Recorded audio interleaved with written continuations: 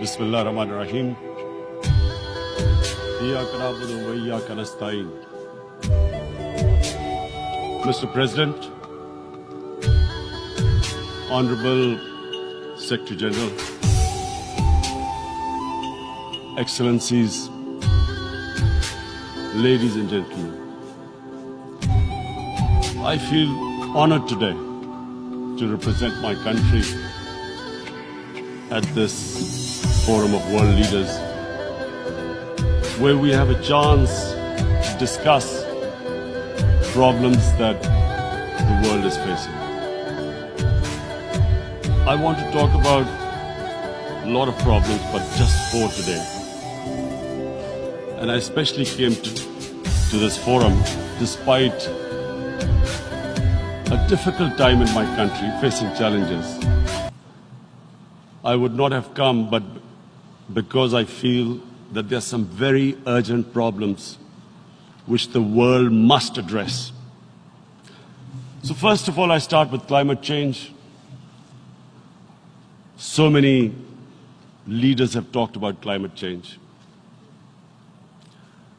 But Mr. President, I feel that there is a lack of seriousness. Perhaps world leaders some of the leaders who can do a lot, do not realize the urgency of the situation. We have a lot of ideas, but as someone said, ideas without funding is mere hallucination. Pakistan, I'll give you start with my own country. Our country is amongst the top 10 nations in the world which are most affected by climate change. We depend upon our rivers.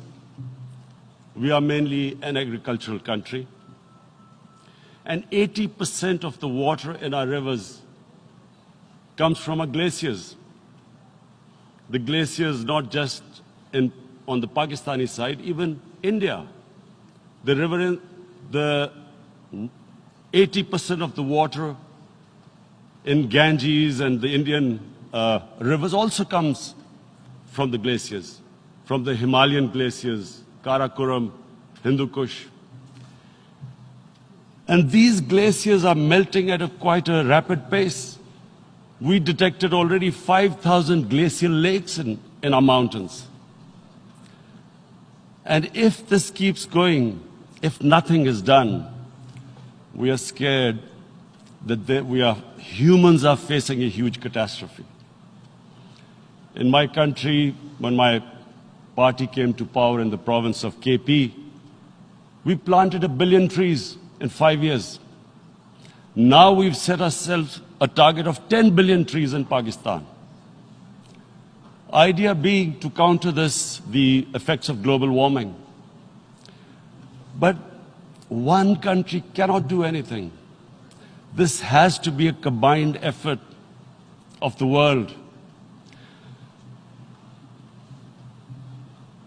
My optimism comes from the fact that the Almighty has endowed humans with great powers. We can do anything, provided our survival instinct is stirred up. And this is really what I hope that the United Nations will take a lead in this. There must be more emphasis. Richer countries must be pushed. Countries that are mainly responsible for greenhouse gas emissions. They must be pushed because our country contributes minuscule amount to greenhouse gases. So I feel that the United Nations must take leadership in this. My second issue for me right now is even more critical. Mr. President, every year, billions of dollars leave the poorer countries and go towards rich countries. billions of dollars siphoned off by the ruling elites of the developing world.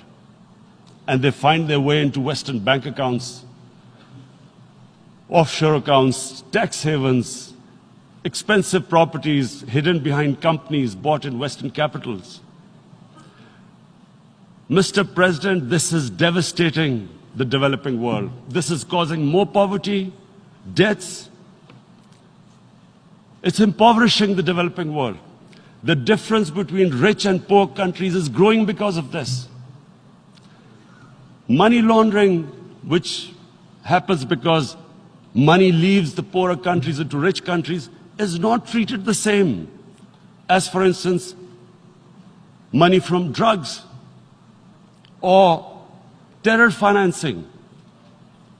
The seriousness which terror financing and money from drugs, the way it is treated, it's not the same. The way the poor countries are being plundered by their elites. It's not happening. In my country, when I took charge of our government a year back, in the 10 years preceding that, our total debt went up 4 times. The debt we had accumulated in 60 years, just in 10 years it went up 4 times. As a result, the total revenue we collected in 1 year, half of it went into debt servicing. How are we going to spend money on our human beings, 220 million people, when half the money is going into debt servicing? Because our country was plundered by the elites, the ruling elite. And easily they could get the money out. And when, Mr. President, we located properties in Western capitals bought by this money through corruption and money laundering, located the properties of these corrupt leaders, we find it so difficult to retrieve it. That money, if we retrieved that money, we could spend on our human beings. But it's so difficult. The laws protecting these criminals. We do not have the sort of money to have expensive lawyers and spend millions and millions of dollars. We need help from the rich countries. And Mr. President, it's critical. The rich countries must show political will. They cannot allow this to happen.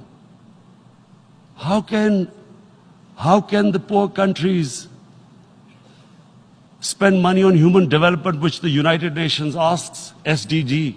How are we going to do it when this money can easily leave our countries? So, unless the rich countries intend to build walls to stop economic refugees coming as we see right now, they must take action. They must take action now. It must be a deterrent. Corrupt ruling elites should not be able to take money out easily and park it into foreign bank accounts and into these properties abroad. And I never understand why. Why do we have these tax havens? Why is this allowed? Why shouldn't rich people pay taxes? Why is it legal to have these tax havens where you have these secret accounts? Because, the world is changing. The population of the world is growing. Sooner or later, you're going to have a crisis. If the poor get poorer and the rich get richer, there is going to be a crisis sooner or later. So this is my second point. I hope that the United Nations takes a lead in this. It involves the IMF, the World Bank, Asian Development Bank. They must find a way of stopping this plunder of the developing world. My third point is Islamophobia.